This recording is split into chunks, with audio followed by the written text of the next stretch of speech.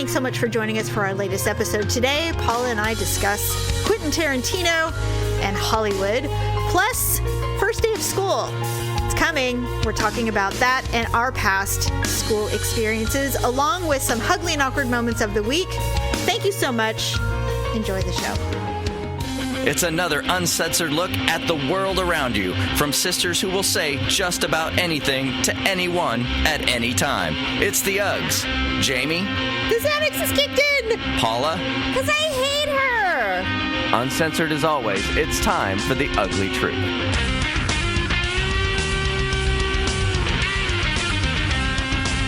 Welcome to The Ugly Truth. This is episode 391.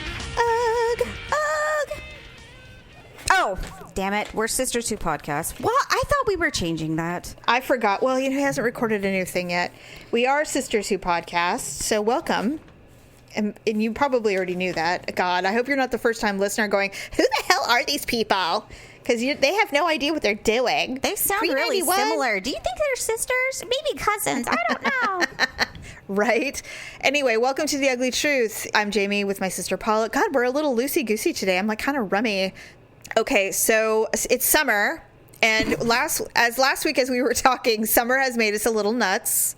So before the show, we were talking about Leo DiCaprio. We were talking about our favorite comedian, Sebastian Maniscalco, and how he's just popped up like on the scene, even though he isn't new. He's all of a sudden he's new to a lot of people. He's new to us. You know, maybe he was really big on like the East Coast, maybe? No, I don't know. Like I said, I had seen the thing that made him, everybody knew who he was his scene about, getting company and how your mom has an Entenmann's and all that stuff. Go ahead. Take yourself a slice. Yes. And so that happened. Yeah, I know. That happened years ago. And I remember when that happened. And he's also physically, he's changed a lot. He's like I actually think he's like way more handsome now. He's a super silver fox. He's the ultimate example of money improving one's life. Anyway, okay, so it's summer and we were talking about how the Hollywood movie just came out with Leo DiCaprio. Once Upon a Time in Hollywood? Once Upon a Time in Hollywood. Okay. And how you were afraid to see it because you didn't want to see the Sharon Tate murders. Well, here's the problem is every time I watch a Quentin Tarantino movie, like fundamentally, okay, with the exception of The Hateful Eight, that I will never, ever find a good reason to like that movie. Really? There is no plot to that. None. I liked it. They blow everyone's head off for no reason at any given moment. Okay, first of all, they're all really bad people. So it's like you want them all to be dead anyway. Not one of them is redeeming. None of them are redeeming. So with the exception of that movie, the rest of them, I can understand the reasoning of the movie. I just can't get past the horrific violence, goriness. Like we were talking about Django Unchained. Django, or for some reason, that final gun battle scene, he just has like a certain fetish about people getting shot in the knees. Or like brisking the tops of their knees. Like, there's something particularly disgusting about that to me.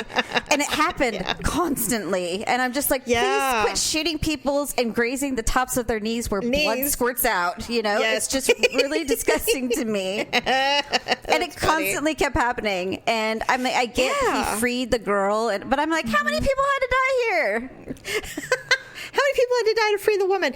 Well, first of all, I think I've seen almost every Tarantino movie ever made. And I agree with you that I definitely watch with my knees up to my chest. My asshole is so puckered when I watch this. Like, I couldn't even pass a fart if I wanted to. It just wouldn't happen. It's practically sewed shut. I'd be like, I'm going to watch a Tarantino movie. Put a lump of coal up my ass. We'll have diamonds for days. Exactly. My engagement ring will be ready in no time. It'll be ready in 2.3 hours. Funny, it'll also be 2.3 carats. Carats. Yeah, it's true. His violence is over the top. So I am looking forward. I would like to see it. I would like to see Once Upon a Time in Hollywood. Brad Pitt's the only blonde man that I find attractive. Like, he's so good looking to me. He looks like Robert Redford. And I think that's why. Handsome. I just wish he wasn't so fucking weird. But he's the only one. Although Robert Redford, he's old enough to be my grandfather. So that's different. but he was pretty fucking good looking in Butch Cassidy. In fact, if they... Paula is so cute. Robert Redford's face has not held up well. He doesn't believe in plastic surgery. Well, does he believe in moisturizer, for God's sakes? He's been living in like Utah and stuff where the air is very dry. And I'm with you though. It's like, can someone get him some Clinique, please? Just a little? I always hoped that it's too late now because everybody's in their 50s, but I always wanted there to be a reboot of Butch Cassidy and the Sundance Kid with George. That'd be good. With George Clooney and Brad Pitt. I always thought George Clooney. God, that guy's an asshat. He would be the Paul Newman, and then Brad Pitt would be the Robert Redford. I always thought it would be really good. Paul Newman? George? No. Why? George Clooney's not good looking. You're the only woman in the world who believes that. Literally the only woman in the world who doesn't think George Clooney is attractive. I don't. I really don't. Okay. That's Who would fine. I pick for a Paul Newman? I don't know. Kinda Please. looks squirrely like him.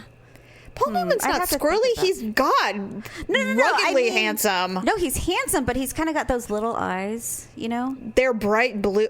They're Okay, Paula. gorgeous, but they're small. That's what I'm saying. Please tell us who would play Paul Newman. I mean, I'm just thinking. it would be Brad Pitt, but I'm he's too old now.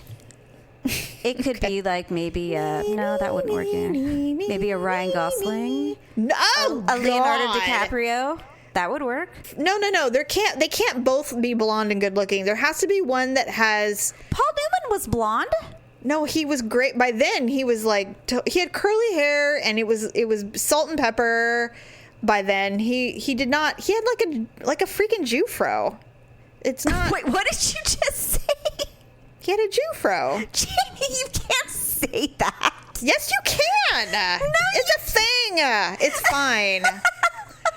I'm trying to think. I mean, I think We George just watched Clooney Step personally. Brothers, and he's like all the way from my chest hair down to my ball fro. There you go. But someone, we'll go back to this anyway. We'll revisit this. We'll recast, and I already recast it. Just because you don't agree with it doesn't mean that I haven't made my decision. What's his name? George Clooney does not look like Paul Newman. He doesn't have to look like Paul Newman. It's about his acting ability.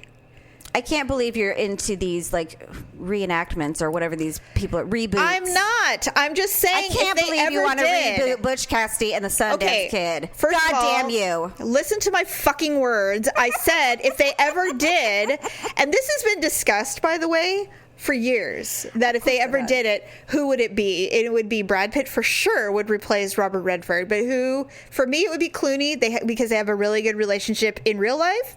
Mm-hmm. But George Clooney, his acting would be perfect for the Paul Newman part because Paul Newman in that movie, as you know, is the mastermind of their ridiculous plans, and he would play the smart one. Oh, you know who it would actually really be?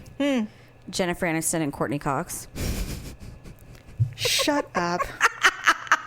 Shut up.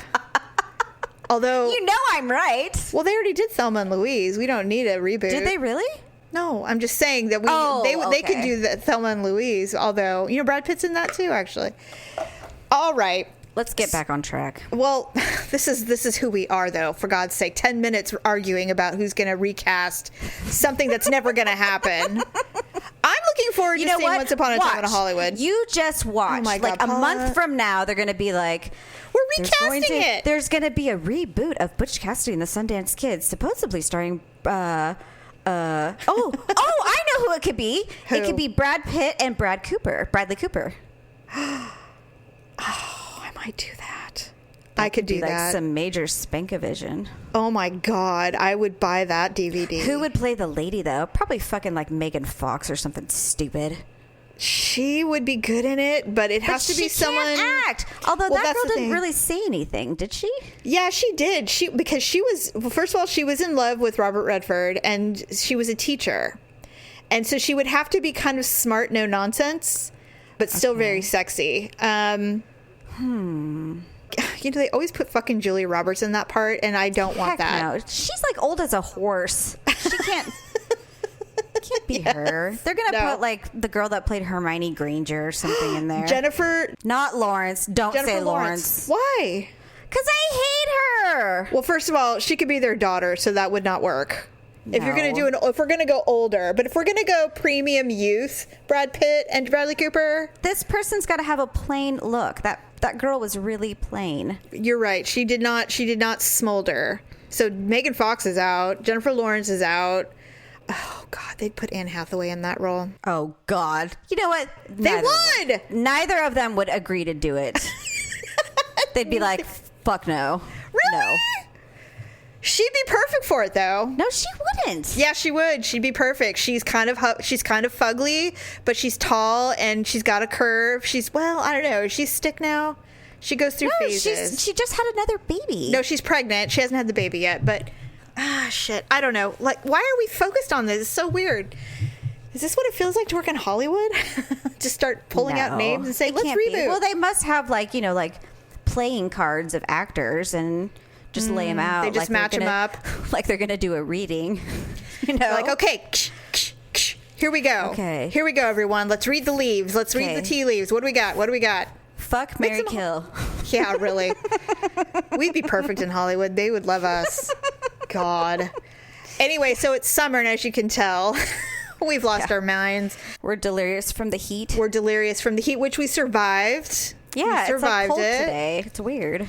It was so hot over this weekend that Daryl and I... How hot was it? Yeah, it was so hot. God. What the hell? So we stayed inside the whole time.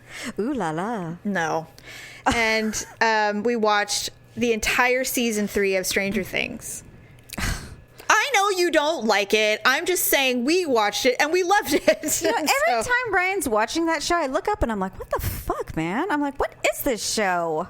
Well, we enjoyed it. And so we finally finished the season.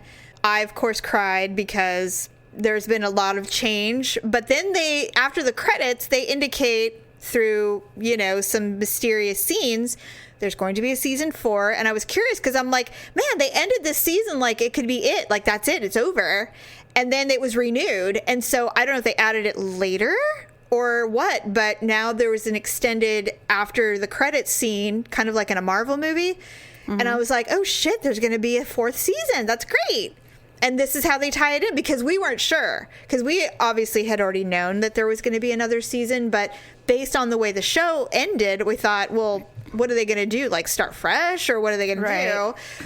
But obviously, they've created a way to have a 4th season. So it'll be interesting to see what happens. Well, I'm sure Ryan will be thrilled to know that. I don't know actually how far along he is in the series. Those episodes are really long. They're an hour long. Yeah, they're about a long time to get through. Yeah, well, they're they're movies, basically. Yeah. It's one of the best things that's come out in a really long time as far as every time I look goes. up, there's like a dead pumpkin or some Russian guy shooting at someone or some weird thing sucking people's faces or he's watching season 3 already? That's great. I don't know where he is, but that's season 3. Yeah, that's season 3. That's awesome. Girl trying to kill her parents, and I'm just like, what the hell? Oh yeah, so. Season 3 is dark. I mean, I love it. And, I can always tell when it's good because Tyler will sneak in because he's a big horror fan film person. Mm-hmm. And he comes sneaking and he's like, what's this? And we're like, it's Stranger Things. He's like, oh, damn. All right.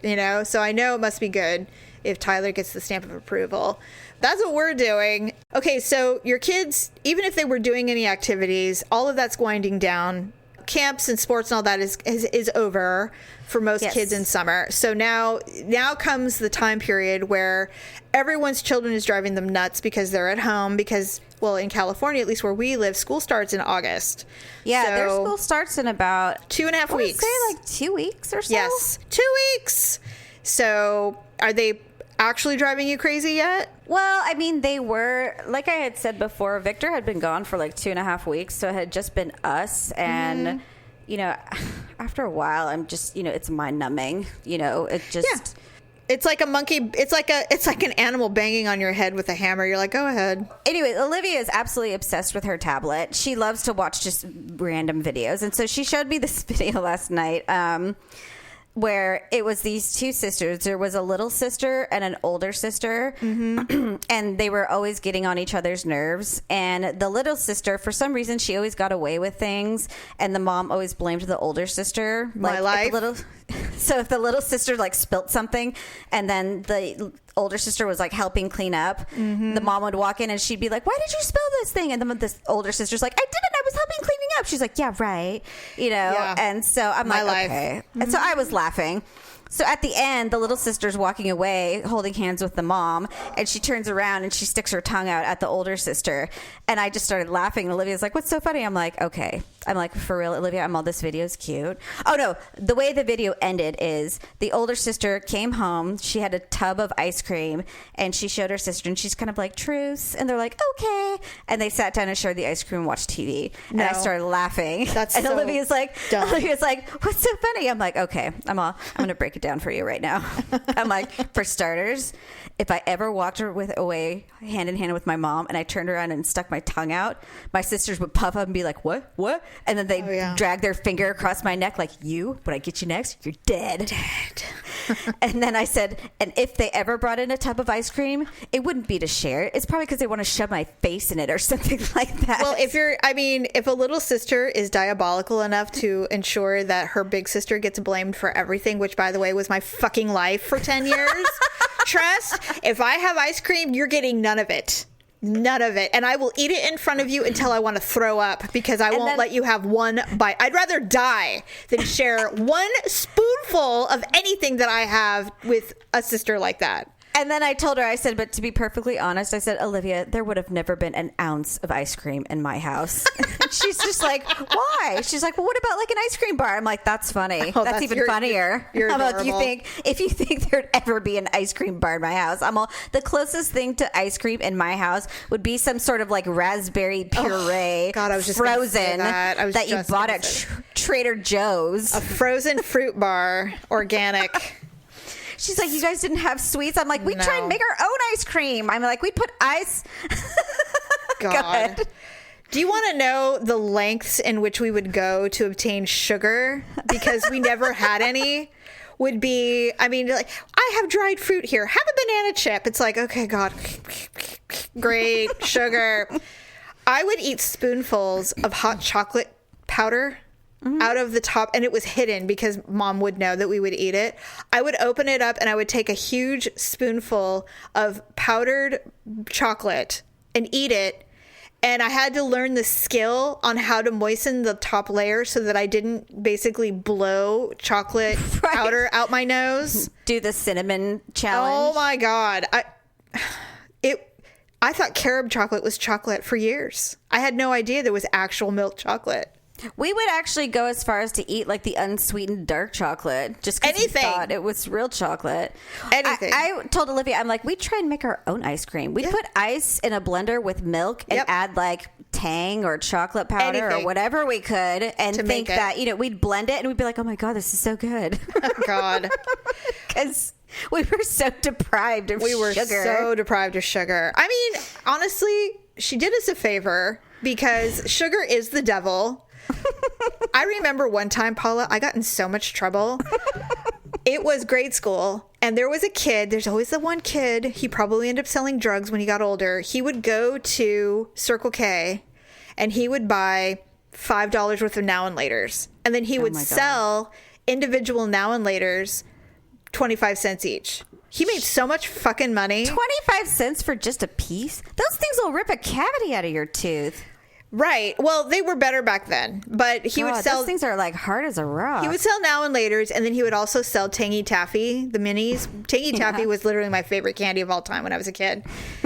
And he would even have like high end product, like the Dippin' Dots, or like the dip. Where you would dip it in sugar. Oh, the Fun Dip. Yeah, Fun Dip. He had Fun Dips. He would have like 4 of those, and so he had like he had a treasure trove of candy that he would sell. Where did he keep this? Like in his jacket or something, or what? Backpack. So he would show up and he would sell it at recess. And I had like $1 for, you know, I think lunches back then were like 50 cents, shockingly. Lunch, you could buy lunch. So I remember I skipped lunch once and I gave him $0.25 to get a Tangy Taffy or something. And it was like the best candy I'd ever eaten in my life because it was like 3rd grade. And so I did not eat lunch. And of course, our mother, not unlike you, interrogated until we broke. And so I came home with $0.25 and she's just like, did you not eat lunch today? What happened? And I'm like, oh, I don't know. I just wasn't hungry. She's like, you weren't hungry? Like, what does that even mean? I don't even understand the words coming out of your mouth. Why do you only have 1/4 then? Where's the rest? And so I had to tell her. I lost it.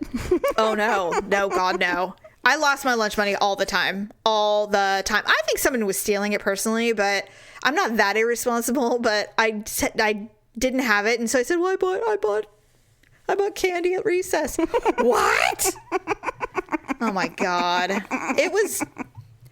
I think I would laugh, honestly. No, she probably did in her private time, but I mean, she was just hellaciously angry.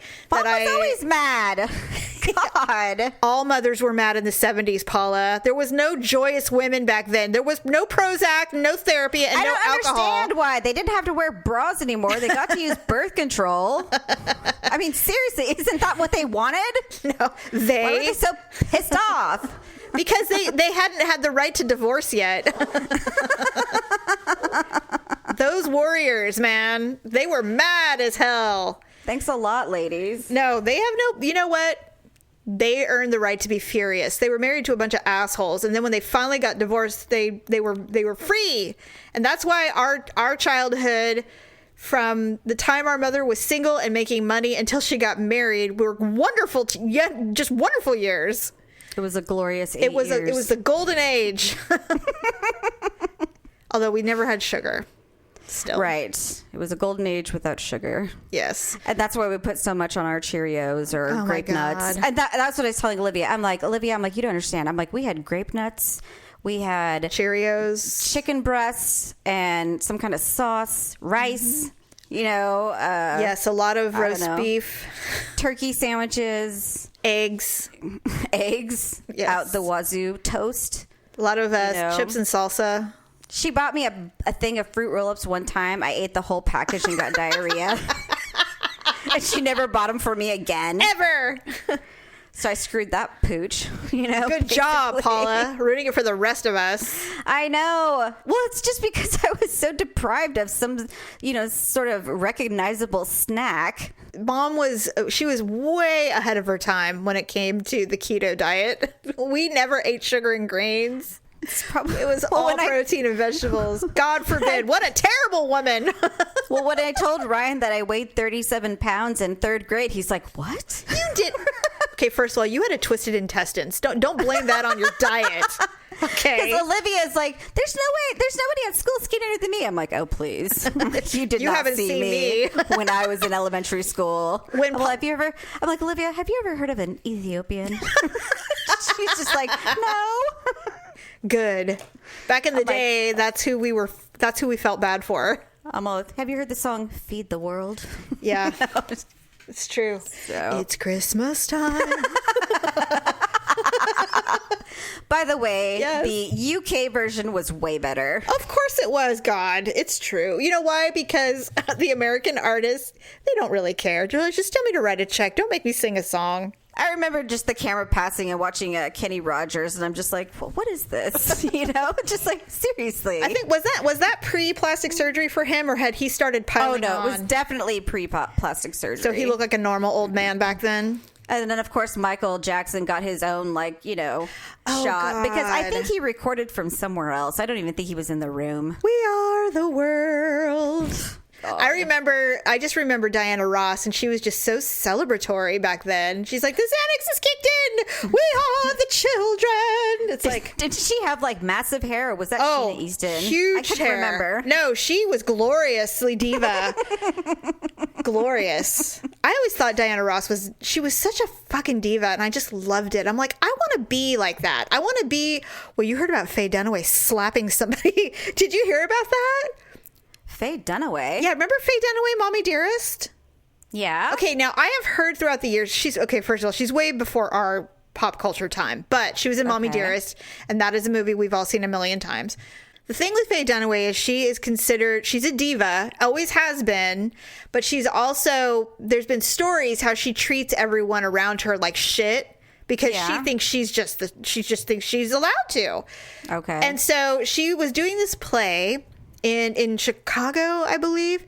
It's a one-woman show. So she's the star. There is nobody else. And apparently, the day before opening night, she had been difficult throughout, but she just went double hard on this, and she slapped an assistant, somebody working on the play, and started throwing shit. And they had so much of this that they were so done, they fired her. Really? Show's on hold. We're recasting. Get out. And it's like, here's the thing. It's inappropriate. It's unprofessional, but that is diva level shit right there. That is diva level shit to be so out of it, so out of control with your demands that you get fired from a one-woman show. See, here's the problem. Like, when I hear things like that, you know, slapping an assistant, I always automatically put myself in the assistant's shoes. Oh, I would have bitch slapped her back. I would have beat the shit out of her, because I just go into it suddenly like, I don't give a fuck who you are or where we are or what's about to happen. Agreed. If you laid hands on me, I'm going to kill you. Especially I don't care if you're old as fuck. Welcome to early retirement, bitch. Right. And she's in her mid to late 70s, I believe. Yeah. I hope you're current on your calcium. Whoops. How's that osteoporosis feeling? Yeah. Did you break a hip? Oh, well. Hope you're current on your Beneva, bitch. Honestly, if someone hit me in the face, the blind rage would take over. I mean, there'd be no... I don't even think I would feel it, to be perfectly honest, because I would just be so reactive that I would just be like, kill! If I saw... But don't you think you'd see it coming? Because I have blocked more than one slap in my life. I can see it coming personally, but if I didn't, if I was turned around or something and I turned around and got smacked in the face, there'd be nothing to stop me. Literally nothing stopping me. You know, I have this really, really crazy look in my eye. Oh, yes. That when someone's like, you know, think they want to have words with me, and I just kind of look at them like, yes. It's almost like a dare. I'm like, please do it. Just nudge, slap, push, just touch me. I have begged people to make a move. I have begged them. I'm like, please come at me, because I have so much anger in me right now that I just want to unleash on you so badly. I'll just stand there and smile and lick my teeth. I'm like, go ahead. Bring it. I have been there, Paula. I'm with you. I think we share the temper for sure. I want it like a guy wants a blowjob. I was listening to Bill Burr, who's a comedian that I enjoy very much. And I know you probably don't know who he is. That's fine. No, I know who he is. Okay. So his wife, Nia, I love her. And they're staying in New York right now because he's filming something. I believe he's in the Judd Apatow film that's coming out about that comedian that was dating Ariana Grande. I can't think of his name right now. Oh, Pete Davidson. Pete Davidson. They're doing a Pete Davidson bio, and he's in it. They're living in New York while he's filming this, and they were walking through Times Square, and it was really super crowded. He and his wife and a bunch of them. There was like a group of them. They had gone to see a play or something, and they were walking back towards their apartment. And I've been to Times Square recently. It is always perpetually crowded. It's very uncomfortable if you don't like crowds.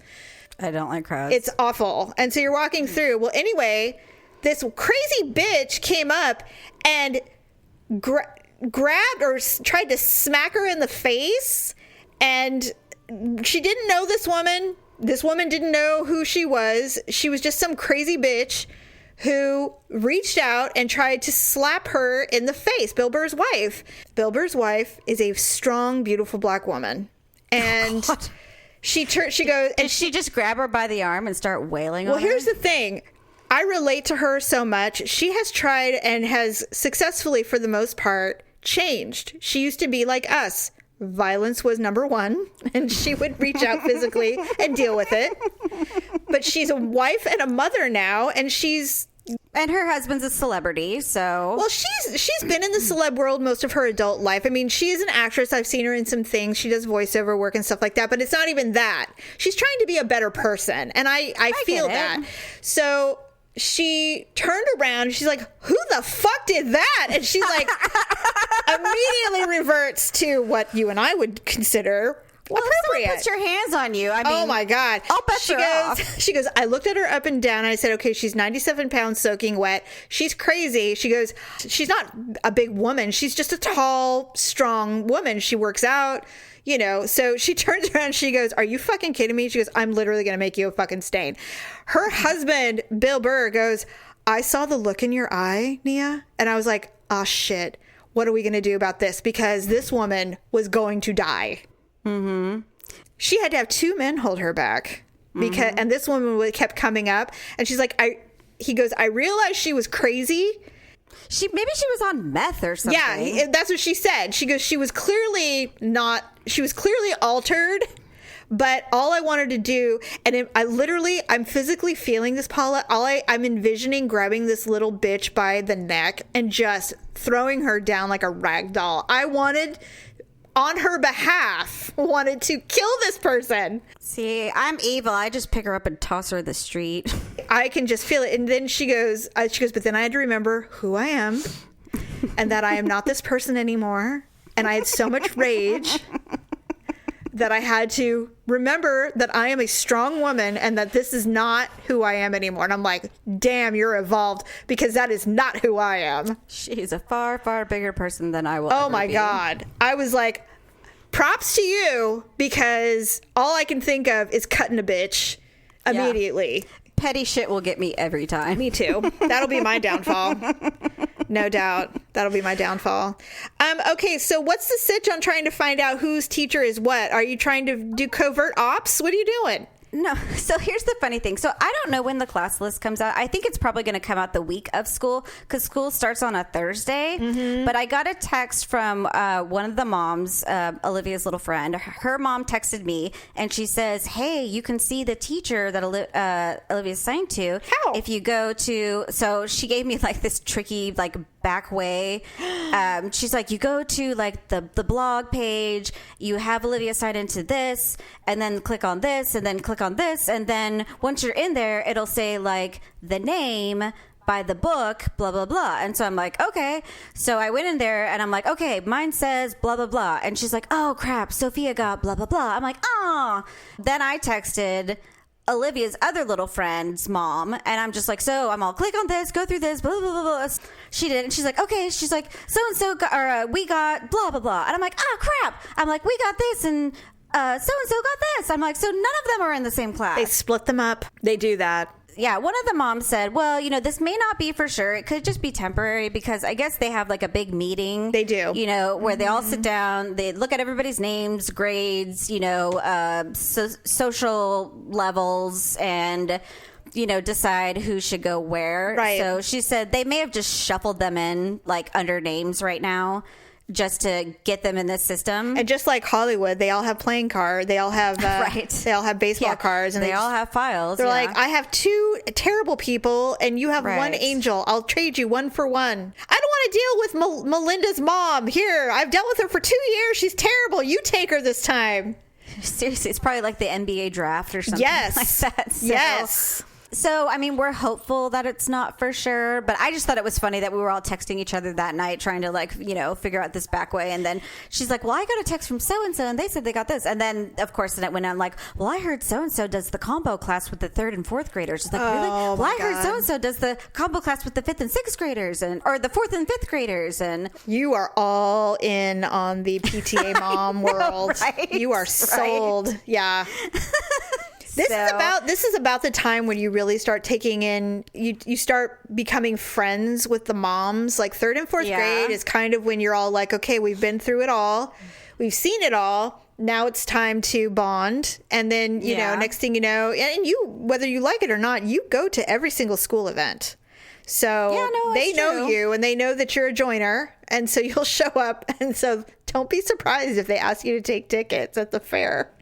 Oh, God. It's going to happen. They'll be like, hey, Paula, I was just wondering, since you come anyway, wouldn't it be great if you would just kind of take tickets for the Orange Julius stand? We would appreciate it. I'm probably not going to be there that night. Yeah, right. Why? Well, because you just asked me to take tickets. No, it's true. Like the last little festival, I sat at a picnic table by myself, and then one of Olivia's little friends, her parents came and sat next to me, and then before I know it, like their friends came and sat next to them, and so then there was like a whole picnic table of people, and there I'm just you like, are, socializing. I'm like, who are these people? Yeah, now you're socializing. Like, oh my God. I'm like, I came here alone. And now suddenly you're part of it. Yeah. Well, which was weird is because one of them was my hairstylist. I'm just like, oh, I didn't know your kids came here. And so it's just like, oh God. Now suddenly it's all coming full circle. It is. And then suddenly you're going to be invited to someone's house for Chablis and Trader Joe's appetizers. We were invited to someone's house for 4th of July. And then, you know, Olivia went to a friend's house on Saturday. And before we knew it, they asked if she could spend the night. And I'm just like, is this how it happens? Yes. Is this life? Yes. Like, is this what suburban people do? Yes. And so pretty soon you're going to find out whose husband is sleeping with whose secretary. And it's all crazy. I don't want to know it. I don't want to know it. La la la la la la. Yeah. Nope. Not interested. So I don't want to be that. I don't want to be that person. Yeah. So anyway, well, Malia's, our baby is starting college this year. Ooh, that's got to be kind of scary. I don't really know what's going on with her. She thought she was really ready to get into the adult world, but what I've come to notice, and I don't apply this to you because our childhood was a bit different, is that the baby tends to be a bit of a late bloomer. Mm-hmm. And so she's very concerned about anything new. For example, we've been encouraging her to get a job because she has not needed to work yet. But I told her, you need to get a job. And Daryl is kind of like the moms who call and want their friend in their class. Me, I'm just like, push the baby bird out. I know you can fly because I raised you right. Mm-hmm. And so I'm being, of course, again, the bad parent, the mean parent, and I'm like, Malia, and I'm like, what's up? Why aren't we applying for jobs yet? I'm getting kind of irritated with you and I'm going to cut you off. And she's like, Mom, I'm trying. And she gets like scared. Mm-hmm. I'm like, look, it's time. You've got school coming and you need to be working before school starts. Period. Well, I mean, can she start school first and just see how that goes? Like get used to that and then get the job? I'm just curious. She knows how to do school, but I understand what you're saying. And I did think about that. Because I'm just saying college is new. She might have anxiety about the college. And so maybe if she just starts and gets like a rhythm and then she can get the job and incorporate that. Got it. Then maybe she'll feel a little bit more comfortable. We've had that discussion amongst Daryl and I. We've had that discussion. And I am amenable to that. But I want to see some effort. I'm not saying she has to be hired, but I want to see her making some effort to apply. It is very unnerving to apply for jobs, especially when you've never had any experience. But I don't want her to be one of those girls that we see in the movies where they graduate from college at 21 and have never worked a day in their life. Well, have you like sat down with her and talked about what kind of job she wants? Yes. Oh, yeah. We've done all the made work. Made a list? Yes. Yeah, okay. We've done all the work. She has her resume put together, all of that. So it's not like we're just like, good luck. We have helped her and coached her along. But it was one thing that we realized is that the rest of our kids, they were on swim team. And they automatically, and we knew the director there at the rec center. And so he basically hired them because he loved us. And so their first job was a laydown. Like they just got hired. They went through the interview process. They went through all of the proper channels, but they knew who their boss was going to be and they knew what the job was because they've been living it for 10 years. So it wasn't hard for them. Well, Malia doesn't have that. Like she's literally going out there on her own. And so I've had way more patience because it's not like I know who the boss is. This is a whole new thing. So we'll see. I'm really patient, but I'm also not letting up. And that's the difference. But she is slowly starting to become into adulthood. It's just slower. And she is really reliant upon her brother and sister, which I think is adorable. I love it because it's so great how they're kind of guiding her along. Although, her sister took her to get a tattoo yesterday. Wait, what? Yeah. Wait, what? She did. She got a tattoo yesterday. What, Mackenzie took her? Yeah, we knew about it. It's not like it was a surprise. What is it? It's a little cheer bow on the back of her neck.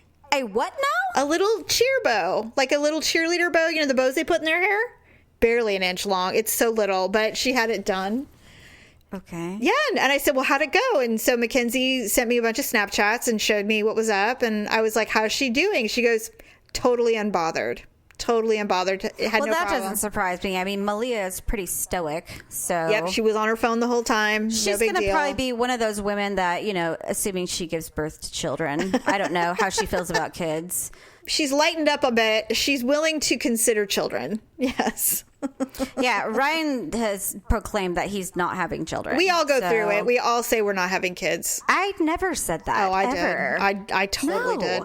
So, Ever yeah. since I was a small child, I declared when I turn 18, I'm getting married and then I'm having babies. Lots of them. That's so cute. That's all I ever wanted. Well, I think that's all I ever adorable. wanted out of life. Well, you have two. I know you wanted more, but That's not how my life turned out at all. but you had children though, and that's amazing. You got to have your children. True. Yes, that is true. You just wanted more. Well, I wanted more, and I wanted to be a stay-at-home mom. Yes. But I became a career person, Yes. and then when I was a stay-at-home mom, I didn't know how to do it. Right. Right. Because I had been a career person for so long. It is a very weird thing to have to transition. Yeah, they didn't really go the way I had planned. No, but, I agree. Hey, please. Life rarely does. Here's what's weird is I didn't want to be a stay-at-home mom ever. I wanted a career, and I was doing very well at building one for myself. Mm-hmm. And then I continued to get pregnant. And next thing I know, I'm a stay-at-home mom. And it was a transition that I was not excited about for years. I resented it. I didn't resent the kids. I just resented the fact that I felt like I gave up everything to do this, but it was worth it. For sure. The problem is now I'm a fucking relic. And now that I'm done raising them, everybody's like, you're too old. Like, you can't do this. You're going to have to do something else. Pick up a trade, do a school thing. You've been talking about it for forever. Well, yes, but it doesn't end. No one tells you that when they're done with being in school, that it doesn't end. I see and talk to them way more now than I did when they were in high school.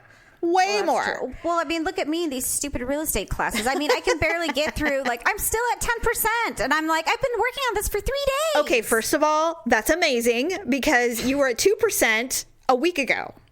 Okay, I told think you. I'm at 10% of the course I'm working on. Yeah. Which is a 45-hour course. I know. After that, I still have 2 more 45-hour courses. You're fine. You're doing it. You're doing it. And you're doing it with 2 very needy kids. So I feel like it's going to take me, like, I only have until November to finish this.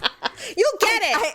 I've got to get going. You'll get it. And the stuff I'm learning is hard. Paula. They're talking about, like, freaking, like estates and, if you leave land to somebody else and then they die and they leave it to a school and then what's it called? And, if you buy land, you own the land, but you may not own the water under the land or the air above the land. And, and I'm like, what the hell?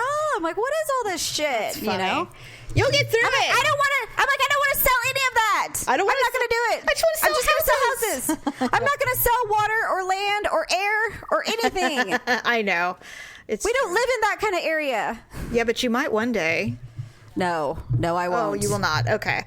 All right. Well, let's go ahead and do our Ugly and Awkward Moments of the Week. First day of school edition.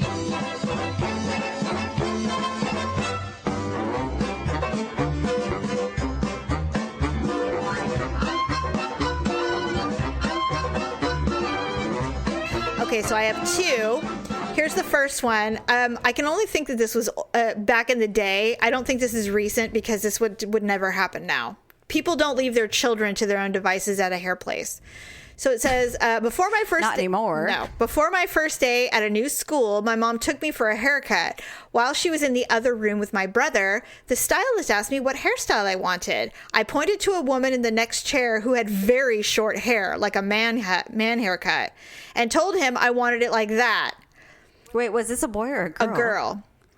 Oh my God. Wait, Hold on. was she supposed to be getting her Hold haircut? on. Yes. Okay. He cut off 9 inches while my mom was gone. She came back and had a fit. Short hair was not the fashion for girls at that time, so I really looked out of place. I only asked for it because I hated getting my hair brushed by my mother because it hurt, so I thought the short hair would be an improvement. Most of my friends were boys anyway, so my first day of school, she dressed me in a dress, which I hated, and put me on the bus. I was introduced to the class, and someone said, "Hey, who's the new boy?" It only got worse from there. I'm guessing she has a hair as long as Cher right now. I don't think she has short hair ever again. She must have gotten like a pixie cut or something. Oh, yeah, probably. What's funny I can't believe, why did the stylist do that without even talking to the mother? Well, because she was probably old enough to speak for herself, and she probably, you know what? I don't know, because a good hairstylist in this day and age would never. They'd be like, let's ask your mom first.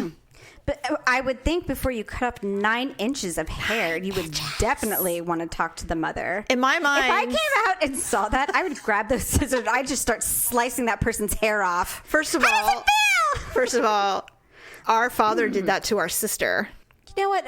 Our mother and our father insisted that we look like Dorothy Hamill or some other short-haired person. Why did they think we looked good with short hair? It wasn't about. First of all, why did we always have to look like mini adults walking around? Because that's how they were raised back in the 50s. That's what they look like. Children look like miniature versions of adults in the 50s. We always walked around and looked like, figure skaters or stewardess. We were wearing we had very smart clothes and a very smart haircut. Baby, I mean, seriously, walk around in navy skirts and white button-up shirts. There's a picture, because it wasn't always like that. There was a picture when we were... Hi, I work for United Airlines. We hadn't moved up to Sacramento yet. We were still in the Bay Area.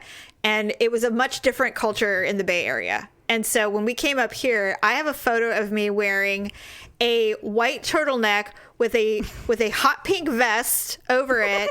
And I had hot pink plaid and neon green plaid bell bottoms. God. I was 7. And I had really long hair with bangs. Now, did people just look at you like, who the hell is that? That was the style where we lived. That was the style. And then we come up the Bay Area was a little bit more forward. Very, very progressive, incredibly progressive. So then we move up here where there are literally people riding their horses to the grocery store. Oh my God. In dog patch. And I definitely did not fit in. And so suddenly I'm wearing just jeans and, T-shirts. It was very... And even in dog patch, you would think that Dad couldn't find someone to cheat on Mom with, but yet... He found it. He found it. He found plenty. He found a few white trash hoes who were more than happy. God. Anyway, so that's the first story. Here's the second one. This was the first day in 8th grade. We were about 150 or so students sitting in the auditorium. The teachers were calling every name to tell you which class you were in. When my name when your name gets called, you're supposed to walk down the stairs and in front of the auditorium where the teachers were standing to get whoever your teacher is with. So you stand next to your teacher when your name is called. That's mortifying. So my name is called. I stand up nice and easy and start to walk down the stairs. I got about 3 or 4 steps left and I fall. Everybody starts to laugh. Of course. And I'm so... Well, I would. I'm so sorry. I would laugh.